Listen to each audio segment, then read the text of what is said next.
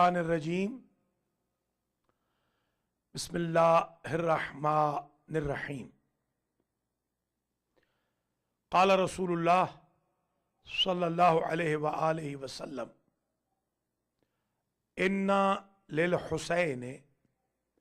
हरारतन fill क़ुलूब ला तबरदु अबदा। मोहतरम नाज़रीन व नाज़रात, सिरात मुस्तकीम के 18वें प्रोग्राम के साथ आपका मेज़बान सखावत हुसैन संदरालवी हाजिर खिदमत है। सबसे पहले मसनून तरीक़े पे चलते हुए आप तमाम नाज़रीन व नाज़रात की खिदमत में अस्सलामु अलैकुम व रहमतुल्लाहि व बरकातुहू पेश करने की सआदत हासिल करता हूँ। साथ ही आज कंडोलेंसेस ताज़ियत पेश करता हूँ आज के अजीम मुसीबत के दिन की, इसलिए कि आज 28 रजबुल मुरज्जब है और 28 रजबुल मुरज्जब सन 60 हिजरी में हमारे तीसरे इमाम नवासे रसूल जिगर गोशे अली व बतूल सैयदुश्शुहदा सैयद अहलिल जन्नह सैयद शबाब अहलिल जन्नह सिब्त असगर हज़रत इमाम हुसैन सलावातुल्लाहि व सलामुहु अलैह ने मदीना मुनव्वरा से बसूए कूफा और फिर करबला जब कूफा न जाने दिया हिजरत फरमाई थी। तो आज गोया सफ़र इमाम हुसैन अलैहिस्सलाम की बड़ी मखसूसी है। हिंदो पाक में आज के दिन बहुत बड़ी मजालिस अज़ा का इनेकाद होता है और नॉर्थ अमेरिका में भी हमारे भाई बहनों ने कल शब और आज दिन में बहुत बड़ी बड़ी मजालिस का इनेकाद किया है। अल्लाह ताला इनकी तौफीक़ात में इजाफ़ा फरमाए। आज क्योंकि बहुत बड़ी गम की तारीख़ है और आज के दिन हज़रत इमाम हुसैन अलैहिस्सलाम असर के वक्त, आज असर का वक्त था जब आप मदीना से मक्का की तरफ रवाना हुए। आज मेरे साथ दाई जानिब हज़रत अल्लामा अलहाज सैयद फ़रत हुसैन मूसवी साहब क़िबला मौजूद है और बाई जानिब शायर अहले बैत जनाब आगा सरोज साहब हैदराबादी तशरीफ़ फरमा है। मैं दोनों हजरात को आज के इस प्रोग्राम में शिरकत की दावत देता हूँ और आगा फ़रत साहब से मैं गुजारिश करूँगा कि वो सफ़र इमाम हुसैन के मुहर्रिकात को इख्तिसार से बयान फरमाएँ। फिर हम इंशाअल्लाह सफ़र इमाम हुसैन का मंजूम कलाम आगा सरोज साहब से सुन और देख पाएंगे। वाच करते रहिए। अगर आप हमें कॉल भी करना चाहें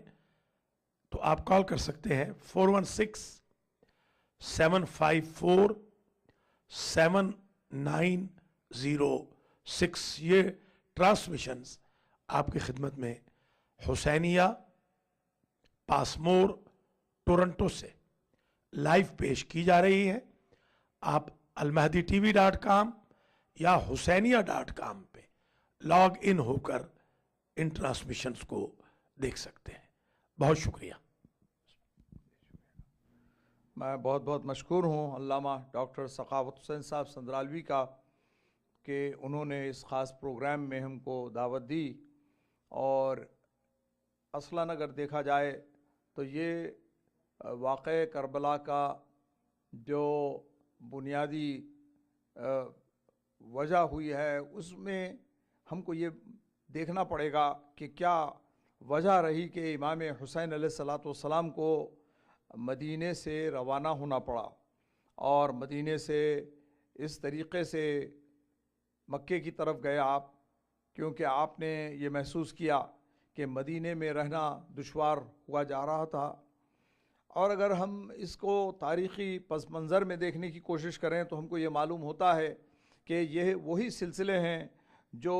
نبی اکرم حضرت محمد مصطفیٰ صلی اللہ علیہ وسلم کے وفات اور شہادت کے وقت جو حالات پیدا ہو چکے تھے اور اس کے بعد جو بیعت کے مطالبے کیے گئے حضرت علی علیہ الصلاۃ والسلام سے، یہ وہی ایک کڑی ہے کہ جو چلتے ہوئے 50 سال میں اس مقام پر پہنچی کہ اتنی جسارت ہو گئی مسلمانوں کی. یقیناً وہ ظاہرہ مسلمان تھے جنہوں نے یہ امام حسین علیہ السلام کے سامنے یہ بات رکھی کہ یا تو بیعت کی جائے گی یا آپ کا سر قلم کر دیا جائے گا. تو یہ ایک بہت اہم چیز ہے جس کو سمجھنے کی ضرورت ہے. کل بھی ہم جو سلسلہ کر رہے تھے اس میں یہ بات آئی تھی کہ بعثت کے فوراً بعد جو کوششیں کی گئیں نبی اکرم حضرت محمد مصطفیٰ صلی اللہ علیہ وسلم کو شہید کرنے کے لیے، ان میں کون کون شامل تھا. پھر ہجرت کا وہ موقع کہ جہاں پر ہم دیکھتے ہیں کہ مزید ایک بار نبی کے حکم سے لوگوں نے اپنے آپ کو بری سمجھا اور کوشش کی کہ اپنے گھر چھوڑ کر نبی کے ہجرت کے کو معلوم کرنے کی کوشش کریں. اور جب کہ آپ نے صاف کہہ دیا تھا کہ کوئی اپنے گھر سے مسلمان نہ نکلے بلکہ سب اپنے گھر میں رہیں، کیونکہ یہ خاص رات تھی. اور ہم نے اس کو بھی دیکھا. اس کے بعد بات آگے بڑھتے ہوئے یہاں تک پہنچی کہ ہمارے پیارے نبی کے نبوت کے اوپر لوگوں نے شک کا اظہار کیا. تو یہ ایک سلسلہ شروع ہو چکا تھا. یہ جو اصحاب نبی کہلائے جاتے ہیں، جو نبی کے ساتھ تھے مدینہ منورہ میں، جو مسلمان بھی ہو چکے تھے، ہم دیکھتے ہیں کہ سورہ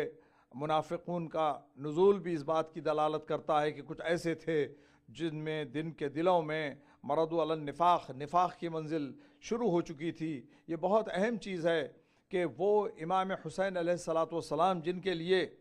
یہ عالم تھا مسلمانوں کا، نبی کی زندگی میں تو ہم جانتے ہی ہیں کہ بہت احترام کیا کرتے تھے. اور نبی نے یہاں تک کیا حسین منی وانا من حسین، کہ حسین مجھ سے ہے، میں حسین سے ہوں. ہر ایک کو اس بات کا یقین تھا.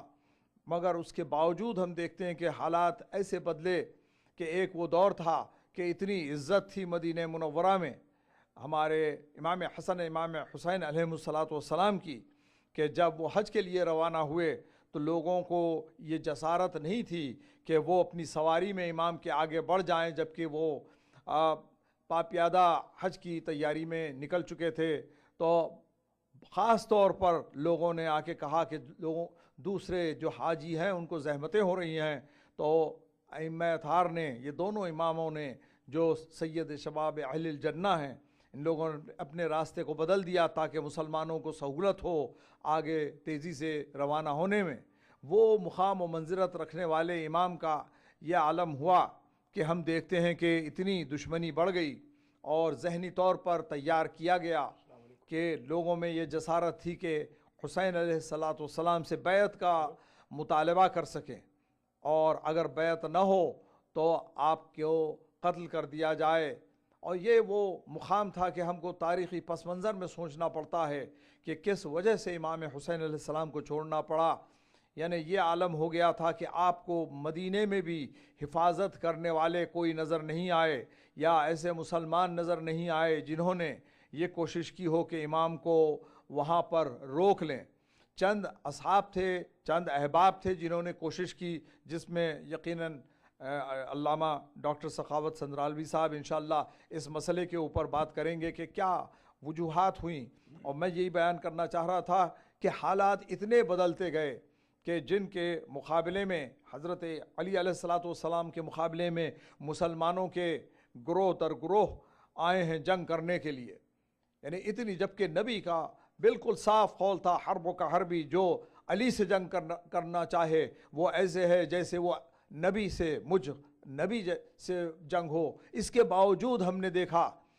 اور پیشین گوئی یقیناً کر دی گئی تھی کہ تین گروہ، ایک طرف تو اسلام کا سلسلہ، اسلام کی تبلیغات کا سلسلہ چل رہا تھا، اور دوسری جانب یہ اندرونی خلفشار جو تھا یہ مسلمانوں کو نقصان پہنچا رہا تھا، مگر ہم دیکھتے ہیں کہ تدریجاً اتنا بڑھتا رہا کہ امام حسن علیہ السلام کو ظاہرہ خلافت ختم کرنی پڑی، دینی پڑی۔ امامت تو یقیناً اللہ کی طرف سے ہے، تو ہر وقت امام رہے ہیں، مگر ظاہرہ جیسے کہ حضرت علی علیہ السلام نے حکومت کے لیے کوئی ظاہرہ حکومت کے لیے جد و جہد نہیں کی، اسی طریقے سے امام حسن علیہ السلام نے حکومت حوالے کر کے یہ بتلا دیا کہ یہ ظاہرہ حکومت سے کوئی امامت کے اوپر یا اللہ کے منصب پر اس کا کوئی فرق نہیں پڑتا، بلکہ ہدایت کا سلسلہ اپنی طور پر جاری رہتا ہے۔ اور جب امام حسین علیہ السلام کا وقت آیا تو حالات اتنے خراب ہو چکے تھے کہ لوگوں کی جرأتیں بڑھ گئی تھیں کہ امام علیہ السلام کو مدینے میں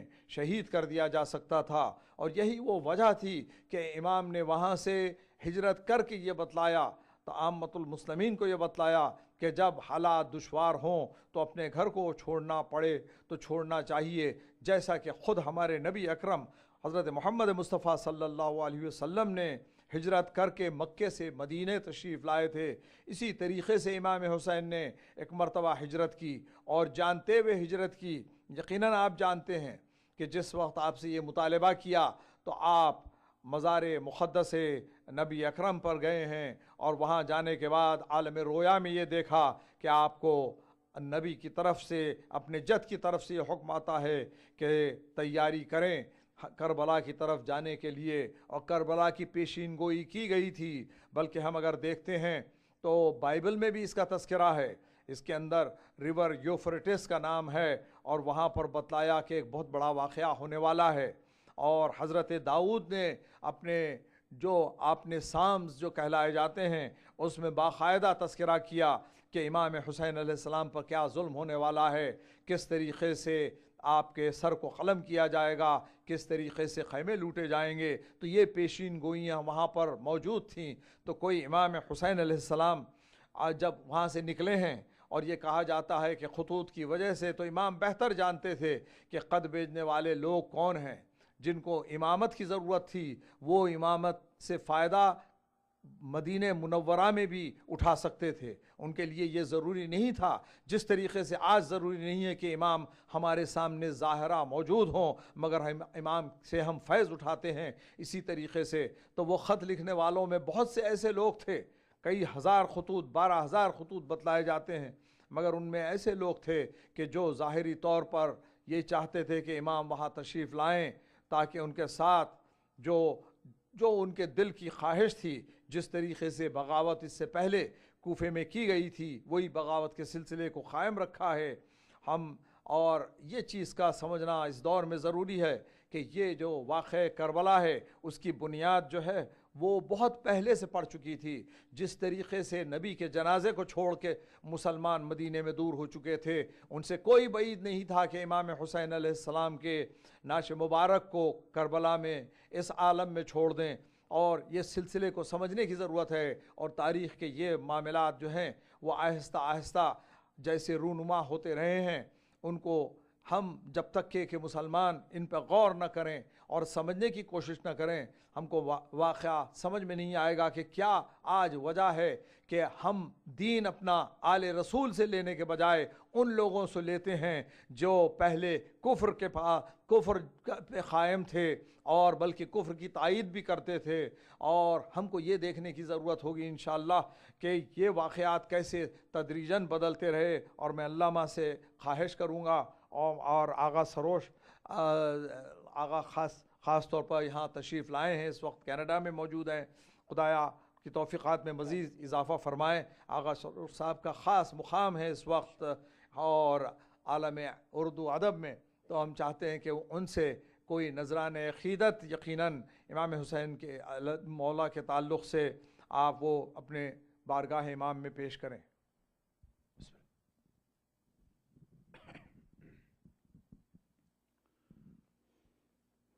سلام کے چند شعر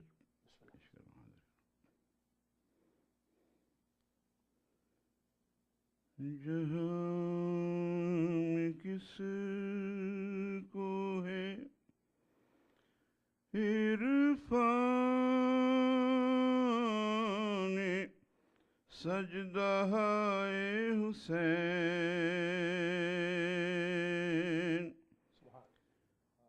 جہاں میں کس کو ہے عرفان سجدہ حسین شعور کی حد آخر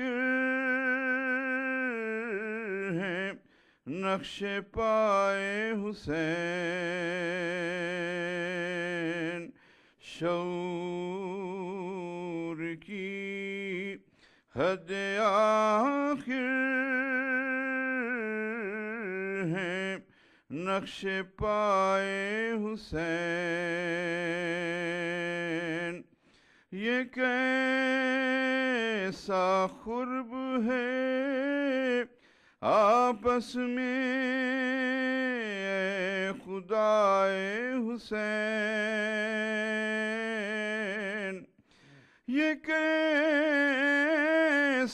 قرب ہے آپس میں اے خدائے حسین تیری ہر ایک صفت بن گئی ادائے حسین تیری ہر ایک صفت بن گئی ادائے حسین ابھی بتاؤں گا سورج کو روشنی کیا ہے ابھی بتاؤں گا سورج کو روشنی کیا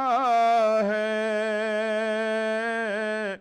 ذرا جبیں پہ اٹھا لوں میں خاک پائے حسین ذرا جبیں پہ اٹھا لوں میں خاک پائے حسین سپاہ شام کو قدموں کی خاک بھی نہ ملی سپاہ شام کو قدموں کی خاک بھی نہ ملی جب آ کے حر کو اڑا لے گئی ہوائے حسین جب آ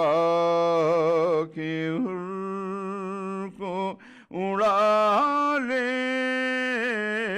گئی ہوائے حسین خدا پاک کا تحفہ ہے قاسم و اکبر خدا پاک کا تحفہ ہے قاسم و اکبر وہ مرتضی حسن ہے یہ مصطفیٰ حسین وہ مرتضی حسن ہے یہ مصطفیٰ حسین اور علامہ صاحب خاص طور پہ شعر پیش کراؤں امام پیچھے سعید و زہیر آگے ہیں، امام پیچھے سعید و زہیر آگے ہیں، یہ ہے نماز شہادت با اقتداء حسین،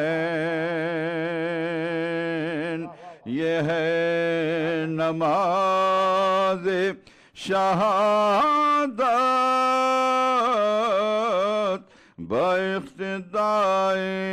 حسین۔ جب اپنا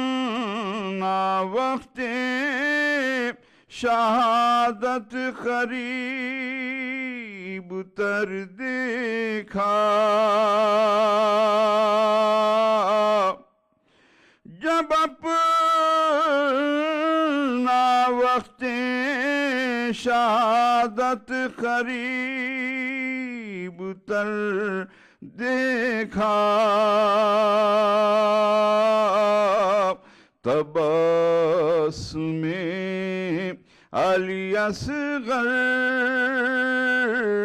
سے مسکرائے حسین، تبسم علی اصغر سے مسکرائے حسین، یہ اعتبار کی حد ہو گئی کہ شیریں سے، یہ اعتبار کی حد ہو گئی کہ شیریں سے، کیا تھا وعدہ تو سر بھی کٹا کے آئے حسین، کیا تھا وعدہ تو سر بھی کٹا کے آئے حسین۔ اور یہ آخری شعر، لحد میں آ گئے مولا بھی اور فرشتے بھی، میں آ گئے مولا بھی اور فرشتے بھی، نئے مقام میں ہوئی دھوم سے عزائے حسین، نئے مقام میں ہوئی دھوم سے عزائے حسین، سروش روزے ازل ہی ہمارے دیدہ و دل،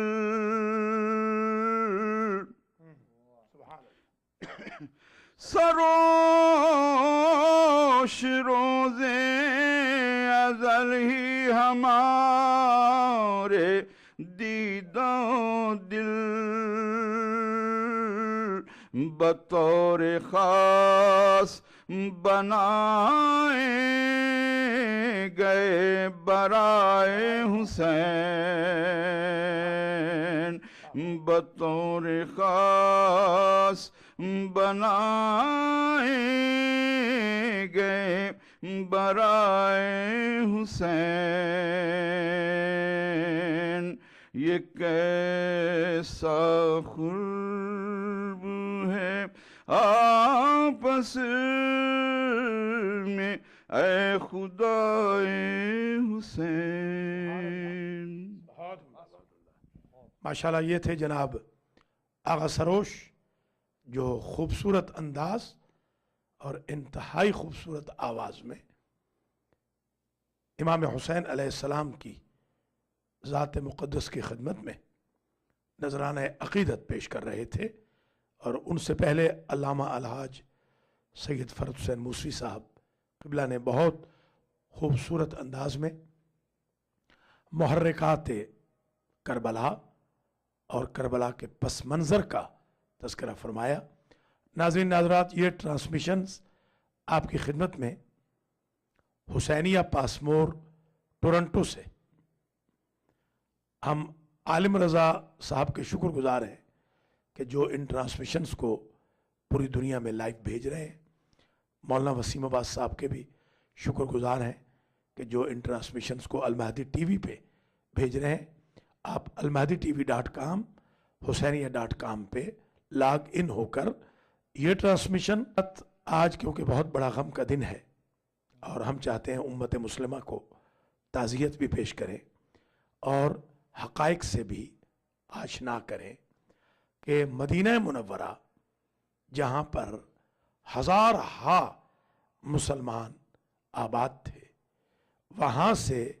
آج کے دن رسول کا نواسا رسول کی نواسیوں کے ساتھ اہل بیت عصمت و طہارت کے ساتھ وطن چھوڑتا ہے اور چند گنے چنے افراد کے علاوہ کوئی اس ہجرت پر اجتماعی طور پر پروٹیسٹ نہیں کرتا، احتجاج نہیں کرتا. حضور کے بعد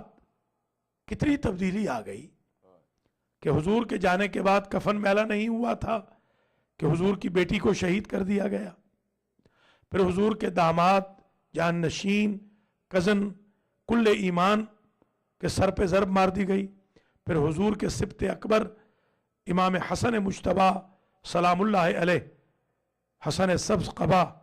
کو زہر دے کر شہید کر دیا گیا اور وطن چھڑوا دیا گیا. یاد رکھیے امام حسین نے جو وطن چھوڑا ہے اس کی چند وجوہات ہیں. ایک وجہ یہ تھی کہ یزید نے اپنے باپ کی ہلاکت کے بعد جب غاصبانہ قبضہ جمایا اپنے باپ کی طرح مسند رسول پر بیٹھا تو اس نے باقاعدہ خط لکھا مدینہ کے گورنر کو، اور اس خط میں یہ واضح لکھا کہ اے ولید ابن عتبہ، تم پر لازم ہے کہ عبداللہ ابن عمر، عبد الرحمن ابن ابی بکر، عبداللہ ابن زبیر، ابو عبداللہ الحسین، حسین ابن علی سے بیعت لو، وہ پلج کرے، وہ انڈورس کرے میری امارت کو، میری خلافت کو. اور ساتھ یہ بھی لکھا مجھے یقین ہے باقی لوگ کسی نہ کسی وجہ سے بیعت پہ راضی ہو جائیں گے. اما الحسین ابن علی، حسین ابن علی بیعت نہیں کریں گے، لا یبایعو ابداً، حسین کبھی بیعت نہیں کریں گے. فَلْيَكُنْ بِالْجَوَابِ رَأْسُ الحسین، اس خط کے جواب کے ساتھ حسین کا سر بھیج دینا. جب دربار میں امام حسین علیہ السلام بلوائے گئے تو مروان ابن حکم بھی وہاں موجود تھا، جو سابق گورنر بھی ہے اور بعد میں بھی گورنر رہا ہے، اموی ہے. اس نے ولید ابن عتبہ سے کہا اضرب عنقہ، حسین کی گردن اسی وقت کاٹ لے. جس پر ولید ظاہر ہے یہ جرت نہ کر سکا، مگر اس سے کوئی یہ نہ سمجھے کہ ولید بہت اچھا انسان تھا، نعوذ باللہ۔ ولید اندر سے منافق تھا، ظاہری طور پر کیونکہ وہ دیکھ رہا تھا، تیور دیکھ رہا تھا ابو الفضل العباس کے اور بنی ہاشم کے 18 جوانوں کے، اسے یہ یقین تھا کہ اگر ابھی کوئی جسارت کرے گا تو حسین ابن علی کی گردن کٹنے سے پہلے اس کی گردن کٹ جائے گی۔ یہ کوئی نہ سمجھے کہ وہ بڑا بھلے مانس تھا، اگر بھلے مانس ہوتا تو ریزائن کر دیتا۔ اصل میں واقعہ کربلا کا جو موجب ہے وہ ولید ہے، جس نے امام حسین علیہ السلام کو وطن چھوڑنے پر مجبور کیا۔ امام حسین علیہ السلام نے دربار سے پیشی کے بعد اپنی نانی اماں رضی اللہ تعالی عنہا کی خدمت میں حاضری دی۔ ام سلمہ بہت روئیں اور ام سلمہ نے کہا کہ آپ کے نانا مجھے یہ کہہ کے گئے تھے کہ جب میرا بیٹا ملک عراق جائے تو سمجھنا میرے بیٹے کی طرف خیر نہیں ہے، تو کیا ممکن نہیں کہ آپ اپنا سفر ملتوی کر دیں؟ کہا کہ اللہ کی رضا اسی میں ہے نانی اماں کہ مجھے جانا ہے۔ ام سلمہ واحد حرم رسول ہے جو 28 رجب 60 ہجری میں زندہ تھی۔ رسول کی ازواج میں صرف ام سلمہ ہی حیات تھی۔ حضور کے روضے پر امام حسین علیہ السلام نے آ کر باقاعدہ اپنے نانا سے جو گفتگو کی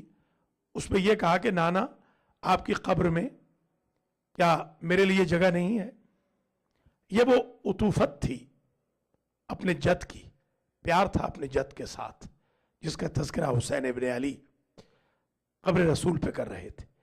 پھر رخ کیا عرش کی طرف، فرماتے ہیں اللہم انی اسألک بہذا القبر ومن فیہ، تجھے واسطہ ہے اس قبر کا اور قبر والے کا۔ گویا امام حسین نے یہ واضح فرما دیا کہ ہم نبی کریم کی قبر کے وسیلے کو بھی جائز سمجھتے ہیں اور نبی کے وسیلے کو بھی جائز سمجھتے ہیں۔ آج 1435 ہجری میں جو حسین ابن علی کے راستے پہ چلنے والا مسلمان ہے، اس کو قبر رسول پر جا کر وسیلہ اور واسطہ بنانے میں کوئی قباحت نہیں ہونی چاہیے۔ ہاں، جو یزید کا چاہنے والا ہے وہ قبر رسول کا بھی احترام نہ کرے اور رسول کا بھی احترام نہ کرے تو کوئی تعجب نہیں۔ امام علیہ السلام کا یہ جملہ کہ بار الہا الا اخترت لی ما لک فیہ رضا ولرسولک رضا، تجھے واسطہ دیتا ہوں اے ذل جلال والاکرام اور تجھ سے خواہش کرتا ہوں کہ مجھ حسین کے لیے وہی اختیار فرما جس میں تیری رضا اور تیرے رسول کی جنگ دو قبیلوں کی جنگ نہیں، رضا الہی اور غضب الہی کی جنگ ہے، رضا رسول اور غضب رسول کی جنگ ہے۔ حسین ابن علی اپنے موقف کا اظہار اپنے سفر سے پہلے بھی کر رہے ہیں، سفر کے بعد بھی کیا ہے۔ تمام خطبات جو میں نے ایک زمانے میں جمع کیے تھے، 114 خطبے ہیں مدینہ سے لے کر عاشور کی عصر تک۔ ہر خطبے میں امام علیہ السلام نے اپنا ہدف واضح کیا کہ میں کیوں جا رہا ہوں۔ روکنے والوں کو بھی بتایا، کچھ لوگوں نے تو محبت میں روکا، محمد حنفیہ ہے، حضرت عبداللہ ہے شوہر زینب سلام اللہ علیہ، ابن جعفر طیار، انہوں نے تو محبت میں روکا کہ مت جائیے، ام سلمہ رضی اللہ تعالی عنہ۔ کچھ لوگوں نے اس لیے روکا کہ وہ اپنے نمبر بنانا چاہتے تھے، جن میں مثلا مروان بھی ہے۔ تو جب اس نے روکا ایک دفعہ دو دفعہ مکرر تو امام کو جلال آ گیا۔ پہلے تو امام نے فرمایا کہ ممکن نہیں ہے میرے لیے، جو جملہ دربار میں بھی فرما چکے تھے۔ دربار میں جو خطبہ امام علیہ السلام نے دیا اس میں بالکل کلیئر بتایا تھا، ایھا الامیر انت تعلم بأننا اہل بیت النبوہ व मादिनुर रिसाला व महबतुर रहमा व मुख्तलफुल मलाइका बिना फतहल्ला व बिना यख्तिम। अम्मा यजीदुन रजुलुन फासिकुन मुतजाहिरुन बिल फिस्क शारिबुल खम्र कातिलुन नफ्सिल मुहतरमा लाइबुन बिल किलाब। जो यजीद है वो तो अलल ऐलान शराब पीता है, अलल ऐलान कत्ल करता है, मुतजाहिर बिल फिस्क है। और हम मुख्तलफुल मलाइका है, फरिश्तों का एयरपोर्ट है, नबूवत की कान है, रिसालत की कान है, रहमत के नुज़ूल का मरकज है, अहले बैत नबूवत है। हमारे जरिए अल्लाह ने आगाज कायनात किया, हमारे ही जरिए अल्लाह ताला इख्तिताम कायनात करेगा। तुम चाहते हो कि हम यजीद की बैत कर लें, तो फरमाते हैं ला युबाइयो मिसली मिसला, मुझ जैसा उस जैसे की बैत नहीं कर सकता। यह वो यूनिवर्सल मैसेज था हुसैन इब्ने अली का कि जिसके जरिए आदम से लेके महदी तक हर नुमाइंदा हक की वकालत की है फर्जंद रसूल ने कि कोई नुमाइंदा हक कभी भी नुमाइंदा बातिल की बैत नहीं करेगा। और यह भी जवाब बैत में, इनकार बैत में यह भी फरमाते हैं यदुल्लाह फौका ऐदीहिम, अल्लाह का हाथ बंदों के हाथ के ऊपर रहता है। यह हाथ हुसैन का नहीं, यह यदुल्लाह है, यह अल्लाह की ताकत है, फोर्स है। आज अगर हम देखते हैं दुनिया में सरकार गाजी के अलम पे पंजा है, तो यह उसी यदुल्लाह की दलील है कि तुमने करबला में हमारे हाथ काटने चाहे थे ताकि तुम अपना कब्जा जमाओ और यदुल्लाह को कमजोर कर दो। आज पूरी कायनात के अंदर अब्बास का अलम बता रहा है कि कब्जा कायनात पर अल्लाह का है। इमाम हुसैन अलैहिस्सलाम ने यह भी फरमाया कि तुम्हें जल्दी क्या है मुतालिबे बैत में, नगदू व तगदून नुस्बिहु व तुस्बिहून नंतज़िरु व तंतज़िरून नंजुरु व तंजुरून। सब्र करो, दिन होने दो, कल होने दो, देखेंगे अय्युना अहक्कु बिल बैअत वल खिलाफा, कि बैत और खिलाफत का हकदार कौन है, दिन की रोशनी में देखेंगे। हुसैन इब्ने अली का सफर असर के वक्त है, इशा के वक्त नहीं, इस दिन की रोशनी में देखेंगे। लिहाजा आप देखेंगे कत्ल हुसैन भी दिन की रोशनी में है। और इमाम हुसैन ने जो कत्ल की जगह चुनी वो भी मैदान चुना है, कोई मस्जिद या शहर नहीं चुना कि कातिलों के चेहरों पे नकाबे पड़ जाए। अब मैं अलामा साहब से गुजारिश करता हूं कि चंद मिनट के लिए वो इरशाद फरमाएं, फिर मैं इंशाअल्लाह दोबारा हाजिर खिदमत हूं। औज़ु बिल्लाहि मिनश शैतानिर रजीम, बिस्मिल्लाहिर रहमानिर रहीम। अस्सलामु अलैकुम। अल्लामा साहब ने बड़ा अच्छा तज्ज़िया फरमाया है कि किन वजूहात की बुनियाद पर ये इमाम हुसैन अलैहिस्सलाम को सफ़र इख्तियार करना पड़ा, और उसकी दलील भी यही मिलती है हमको कि इमाम अगर वहीं पर होते और अगर इमाम अलैहिस्सलाम की ये ख्वाहिश होती कि जैसे कि बाज़ लोगों का कुछ ख्याल हो गया है कि इमाम ने की ख्वाहिश थी कि वो जान दे दें, अगर ये होता तो वो जल्द अज जल्द कोशिश करते कि आपकी शहादत हो जाती। बल्कि इमाम ने इसको जैसा कि अभी बतलाया गया कि दिन की रोशनी में इस सिलसिले को क़ायम फरमाया है कि आप जिस शान से मदीना मुनव्वरा से निकले हैं, जिस अंदाज से आपने वहाँ से सिलसिले को क़ायम किया है, ये चाहते थे कि ये वाक़या करबला एक वो शानदार हकीकत बन जाए कि कोई इसको किसी किस्म से जुटला न सके। बल्कि आप ये एक इंशाल्लाह एक कॉल आ रही है, तो इस सिलसिला आपसे माजरत है थोड़ी सी। ज़रा माजरत करते हैं हम अपने नाज़रीन और नाज़रात से कि ज़रा फ़ोन में हमारे यहाँ पर प्रॉब्लम है, इसलिए हम आपकी लाइव कॉल्स नहीं ले पा रहे, क्योंकि एक तो स्पीकर काम नहीं कर रहा, दूसरा वॉल्यूम। माजरत करते हैं, कल 12 बजे इंशाअल्लाह स्पीकर का एहतमाम हो जाएगा। कल हम जो प्रोग्राम करेंगे बशर्ते ज़िंदगी, उस पर आप कॉल्स फरमा सकते हैं 12 से 1 तक। बहुत माजरत चाहते हैं कल तक के लिए इंशाअल्लाह। अभी अलामा साहब बात को कंप्लीट करेंगे, फिर मैं आपकी खिदमत में कुछ और गुजारिशात करूँ।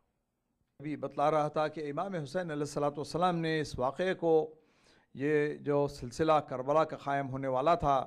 جس کی پیشین گوئی کر دی گئی تھی کہ ہر وقت اس کا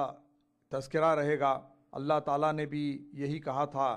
کہ جو میرا ذکر کرتے ہیں میں ان کا ذکر کرتا ہوں. اور امام حسین علیہ السلام نے جس انداز سے اللہ تعالیٰ کا ذکر کیا ہے اور پوری دنیا میں توحید کا جو پیغام پہنچایا ہے وہ بالکل صاف اور روشن ہے کہ نہ صرف یہ کہ مسلمان بلکہ غیر مسلم بھی اس پہ بھی انشاءاللہ بات ہوگی کہ کس طریقے سے ان لوگوں نے ہدایت حاصل کی ہے جو اسلام سے بہت دور رہے ہیں، مگر واقعہ کربلا سے ایک حریت کا پیغام ہے جو نکلا ہے، جس کی وجہ سے پوری دنیا میں تبدیلی آئی ہے. اور یہی وہ وجہ ہے کہ ہم دیکھتے ہیں کہ چہاردہ معصومین علیہ السلام میں امام حسین علیہ السلام کی وہ منفرد شخصیت ہے کہ ہر وقت ان کو یاد کیا جاتا ہے، ہر موقع پہ ان کو یاد کیا جاتا ہے، چاہے وہ عید کا موقع ہو، چاہے وہ غم کا موقع ہو، ہر چیز کا سلسلہ امام حسین پر منقطع ہوتا ہے، کیونکہ وہ اس عروج پہ امام نے اپنی مظلومیت کو پہنچایا تھا. علیہ السلام نے اس واقعے کو پہنچایا تھا کہ آپ نے ہر قسم کی قربانی پیش کی، اور ساتھ ساتھ آپ نے اس طریقے سے ان واقعات کو اظہار کرتے رہے کہ جس طریقے سے کہ ہمارے درمیان ایک وہ سلسلہ قائم ہو جائے جو قیامت تک منقطع نہ ہو. اگر واقعات کو آپ دیکھیں تو جو مظلومیت کا اظہار امام نے فرمایا ہے، کیونکہ مظلومیت تو ہر ایک میں تھی، جیسا کہ کہا بڑا عجیب انداز تھا یہ امام علیہ السلام کا کہ آپ نے دیکھا کہ اسلام میں چیزوں کو داخل کر دیا گیا، مخلوط کر دیا جا رہا تھا، اور بدلتے بدلتے اسلام اتنا بدل چکا تھا کہ امام حسین علیہ السلام کو وہ موقع ملا کہ جس وقت آپ نے اعلان حریت کیا ہے اور اسلام کی طاقت کا اظہار فرمایا ہے، اس وقت ہر ایک مجبور ہو چکا تھا یہ کہنے کے لیے کہ ہاں آج اسلام میں بہت سی تبدیلیاں آ چکی ہیں، آج وہ اسلام باقی نہیں رہا جو حضرت محمد مصطفیٰ صلی اللہ علیہ وسلم نے ہم تک پہنچایا تھا. تو ہم نے یہ دیکھا کہ حسین علیہ السلام نے اپنی زندگی کو کس طریقے سے گزارتے رہے. مدینہ منورہ میں خاموشی سے آپ وہاں پر تبلیغ دین میں مصروف تھے، مگر جب لوگوں نے یہ محسوس کیا کہ یہ سلسلہ ختم نہیں ہو رہا تھا، اور اگر ہم تاریخی طور پہ دیکھیں اور ہمارے درمیان میں بہت سی ایسی چیزیں آتی ہیں جس میں اس کا اظہار کر دیا گیا تھا کہ جب تک کہ ائمہ اطہار موجود ہیں، منافقین کا سلسلہ یہ تھا کہ انہوں نے یہ طے کر دیا تھا کہ جب تک کہ ائمہ اطہار کا سلسلہ چلتا رہے گا یہ ممکن نہیں ہے کہ اسلام کو کسی قسم کا نقصان ہو. تو یہ طے کر دیا گیا کہ اس خاندان کو ختم کر دینے کی ضرورت ہے، یعنی آل رسول کی دشمنی. اور بلکہ یہ کہنا ضروری ہے کہ نبی بہت سے مسلمانوں کے ظاہرہ مسلمانوں کے دین کا جز بن چکی تھی، اور اس میں کوئی کسی قسم سے یہ انسان کو مسلمانوں کو یہ شرم و حیا نہیں آتی تھی کہ ظلم کیا جائے. علامہ مرتضیٰ عسکری نے بڑا عجیب تذکرہ کیا کہ جس وقت جناب سیدہ سلام اللہ علیہا کے آپ کے گھر پر حراق باب فاطمہ کا جو سلسلہ تھا کہ گھر پہ آگ لائی گئی اور جلانے کی کوشش کی گئی اس وقت، اور دروازہ گرایا گیا، تو اس وقت کہنے والے نے جب کہا تھا کہ ہم اس طریقے سے پیش آئیں گے آپ کے ساتھ، تو عجیب انداز تھا کہ سید محترمہ نے یہ فرمایا، جناب سیدہ فاطمہ سلام اللہ علیہا نے، کیا اس گھر کو جلا دو گے تم جس کے اندر ابو الحسن موجود ہیں، حسن حسین موجود ہیں؟ تو کہا گیا کہ ہاں، یہ آپ کے بابا نے جو ہم تک جو پیغام پہنچایا ہے اس کا سب سے بہترین. عجیب انداز میں کہ آل رسول سے دشمنی کو کسی طریقے سے اس طریقے سے پیش کیا جا رہا تھا کہ سب سے بہترین یہ طریقہ ہے کہ آل رسول کو نقصان پہنچایا جائے. اور یہی وہ وجہ تھی کہ ہم دیکھتے ہیں کہ دین ہمارا جو ہم زیادہ تر مسلمانوں نے دین جو لیا ہے وہ آل رسول سے نہیں لیتے ہیں بلکہ دوسروں سے لیتے ہیں. مگر کمال ہے امام حسین علیہ السلام کا کہ آپ نے جس شان سے قربانی پیش کی کہ آج کوئی مسلمان دنیا کے کسی قطع میں کہیں پر بھی ہو اس میں یہ جرت نہیں ہے کہ امام حسین کے خلاف کوئی چیز کہہ دے، بلکہ امام حسین کو حق ماننے لگے. اور کمال یہی ہے کہ جہاں پر لوگوں کو اختلاف رہا ہے، نبی کے ساتھ رہنے والے بھی جنگ و جدال کے موقع پر، جہاد کے موقع پر فرار اختیار کیا ہے۔ امام حسن علیہ السلام یا نبی حضرت علی علیہ السلام کے ساتھ جو ان کے اصحاب کا طریقہ رہا ہے زیادہ تر کا، وہ کچھ اور رہا ہے، مگر حسین کا یہ کمال ہے کہ اپنے اصحاب کو اس منزل پہ لا چکے تھے کہ اس موقف میں تھے کہ آپ نے کہا کہ جیسے اصحاب مجھ کو ملے ہیں نہ وہ میرے بھائی کو ملے ہیں۔ یہ حسین کا کمال تھا کہ آپ نے لا کر اس معراج پہ پہنچا دیا اسلام کی قربانی کو کہ آج عالم اسلام میں اس سے بہتر قربانی نہ پیش کی گئی ہے نہ کی جا سکتی ہے۔ اور حسین علیہ السلام کی یہی وہ شان و شوکت تھی کہ جس کا تذکرہ ہر جگہ ہوتا ہے۔ شاید امام حسین کا جتنا نام لیا گیا عالم امکان میں کسی اور کا نام اتنے موقعوں پر، اتنے مبارک مقامات پر نہ لیا گیا ہو۔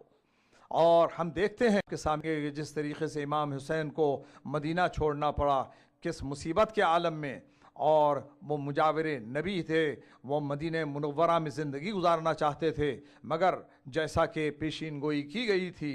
خود ہمارے نبی اکرم صلی اللہ علیہ وسلم نے ارشاد فرمایا مختلف مقامات پر ہجرت کر کے جانا ہوگا، اور وہ مقامات پوری یعنی ہم دیکھتے ہیں کہ کہاں کہاں ہیں، وہ عراق میں بھی ہیں، اور ہم دیکھتے ہیں کہ وہ طوس میں بھی ہے، اور کبھی یہاں پر جو بھی اس کی زیارت کرے گا اس کا عظیم ثواب مقرر کیا گیا ہے، کیونکہ اس کی وجہ سے دین زندہ ہوتا ہے۔ تو یہ کہنا کہ امام حسین چاہتے تھے کہ آپ اپنی جان راہ خدا میں جلد از جلد دے دیں، اور یہ جو تصورات پیدا کیے گئے ہیں یہ غلط ہے، بلکہ امام چاہتے تھے کہ آخری موقع پر بھی کہ اگر ان کو جو نقصان پہنچانا چاہتے ہیں اور شہید کرنا چاہتے ہیں، اگر وہ دور ہٹ جائیں اور توبہ کر لیں، تو امام اس وقت بھی تیار تھے کہنے کے لیے کہ ہاں تم کو میں کوشش کر یقیناً معافی دلوا سکتا ہوں۔ اور ہم نے حضرت حر کا واقعہ جیسے کہ ابھی تذکرہ کیا گیا، ایک عظیم واقعہ ہے کہ آخری موقع پر آخری دن حضرت حر نے حق قبول کر کے یہ بتلایا کہ توبہ کی منزل ہر وقت کھلی رہتی ہے۔ اور اس سے ایک عجیب شے نکلتی ہے کہ آج بھی اس دور میں جو حسین علیہ السلام کی طرف آئے، سچے دل سے آئے، امام کے راستے پر چلنے کی کوشش کرے، یقیناً امام حسین علیہ السلام کا فیض اور کرم آج بھی جاری ہے۔ خدایا ہم سب کو اس سے فائدہ اٹھانے کی توفیق عطا فرمائے۔ میں علامہ صاحب سے خواہش کرتا ہوں کہ اس سلسلے کو مزید آپ کے سامنے پیش کریں۔ شکریہ جناب قبلہ۔ ناظرین ناظرات، ہمارا 7 منٹ میں سوال کا وقت ٹورنٹو کے ٹائم کے مطابق ہوئے جا رہا ہے، تو میں جناب آغا سروش صاحب سے گزارش کروں گا کہ وہ چند اشعار اور ارشاد فرمائیں، اور پھر میں انشاءاللہ اس پروگرام کو وائنڈ اپ کروں گا۔ واچ کرنے کا بہت شکریہ، اپنے دوستوں کو بھی بتائیے، کل 12 بجے ہم پھر ٹورنٹو سے آپ کی خدمت میں حاضر ہوں گے۔ شکریہ حضرات، ایک مطلع 2-3 شعر صرف حاضر کر رہا ہوں، پیش کر رہا ہوں کہ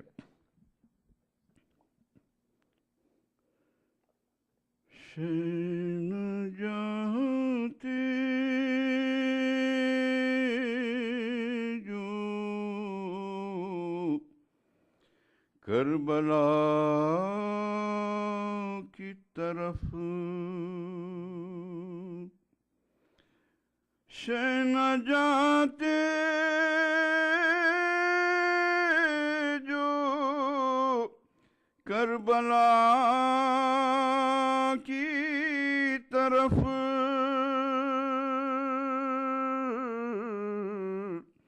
کوئی آتا نہ پھر خدا کی طرف، کوئی آتا نہ پھر خدا کی طرف،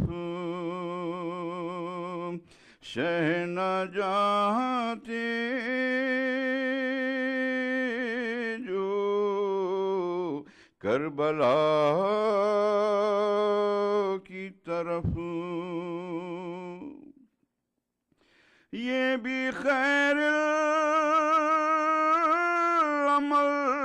کا ہے مفہوم، یہ بھی خیر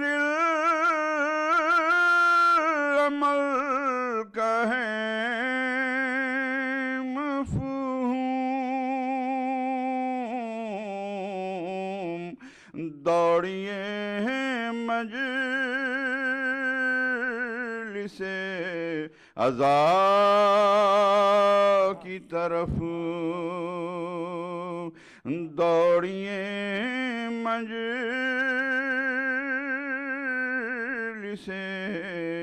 عزا کی طرف۔ ہم نے دنیا میں آنکھ کھولتے ہی، ہم نے دنیا میں آنکھ کھولتے ہی دیکھا رومال فاطمہ کی طرف، دیکھا رومال فاطمہ کی طرف۔ اور یہ آخری شعر، ہم نے دیکھا نماز پڑھتے ہوئے، ہم نے دیکھا نماز پڑھتے ہوئے، رخ تھا کعبے کا کربلا کی طرف، رخ تھا کعبے کا کربلا کی طرف، شہ نہ جاتے جو کربلا کی طرف، کوئی آتا نہ پھر خدا کی طرف۔ بہت شکریہ ناظرین و ناظرات، ہم اپنے صراط مستقیم کے 18ویں پروگرام میں جو سفر امام حسین علیہ السلام کے سلسلے میں حسینیہ پاسپورٹ ٹورنٹو کینیڈا سے almahdi.tv.com اور حسینیہ.com پہ لائیو جا رہا ہے، ہم آخری مراحل میں ہیں، اور یہاں میں یہ کہتا ہوں کہ آج کی گفتگو بالکل تشنہ رہی۔ آج شام کو انشاءاللہ ٹھیک 7:30 بجے آپ حسینیہ.com almahdi.tv.com کو آن کر لیجئے۔ انشاءاللہ جو سفر امام حسین کی مجلس ہے وہ آج لائیو نشر ہوگی، اپنے دوستوں کو بھی بتا دیں۔ آج اس میں ہم پوری مجلس سفر امام حسین کے فلسفے پر پڑھیں گے، آغا سروش بھی منظوم کلام پیش کریں گے۔ اس میں ہم یہ بتائیں گے کہ امام لوگوں نے روکا تھا، مروان نے روکا تو کیا جواب دیا، عبداللہ ابن عمر نے روکا تو کیا جواب دیا، جلال میں کب آئے، کون کون لوگ امام کے ساتھ گئے، کون کون لوگ امام کے ساتھ نہیں گئے، جو امام کے ساتھ نہیں گئے ان کے نہ جانے کا فلسفہ کیا تھا، اور اتنا قلیل سا قافلہ لے کر فاطمہ کا لال کیوں چلا، کیا باقی لوگوں نے جانے سے انکار کیا، یا جو ماسز تھے ان میں پراپگنڈا اتنا اہل بیت کے خلاف ہو چکا۔ آج رات کی مجلس بڑی امپورٹنٹ ہوگی، پلیز 7:30 کو لاگ ان ہو جائیے گا، انشاءاللہ لائیو مجلس آئے گی۔ اسی کے ساتھ آپ کا میزبان سخاوت حسین صدرالوی آپ سب حضرات و خواتین سے اجازت چاہتا ہے۔ ہمارے حسینیہ میں اس وقت جناب سید مزمل کاظمی صاحب بھی تشریف فرما ہے، میں ان کے لیے بھی دعا گو ہوں، اور ہمارے بھائی سید تنویر حسین شاہ صاحب چیف ایڈیٹر جمہور ٹورنٹو کینیڈا بھی موجود ہیں، اور حاجی عقیل جگانی بھی موجود ہیں۔ ان تینوں کے لیے دعا کرتا ہوں، اور یہاں پر جو دونوں حضرات علامہ صاحب اور آغا تشریف فرما ہے، اور عالم رضا کے لیے بھی، ان کے بھائی جاوید رضا کے لیے بھی دعا گو ہوں۔ اپنا بہت خیال رکھیے گا۔ امام حسین علیہ السلام کے سفر کے دن، آج کے دن کوئی خوشی نہیں کرنی، गम के कपड़े पहनने हैं, काले कपड़े पहनिए, मजालिस में जाइए, मातम कीजिए। और अगर आपके इलाके में मजालिस नहीं हो रही तो almahdi.tv.com और husainiya.com पे लॉग इन हो जाइए। इमाम हुसैन अलैहिस्सलाम के सफ़र के सदक़े में अल्लाह ताला हमारी ज़िंदगी के सफ़र आसान फरमाए। वस्सलामु अलैकुम वरहमतुल्लाहि वबरकातुहू। अज़्ज़मल्लाहु उजूरना व उजूरकुम बिमुसाब मौलाना हुसैन इब्न अली।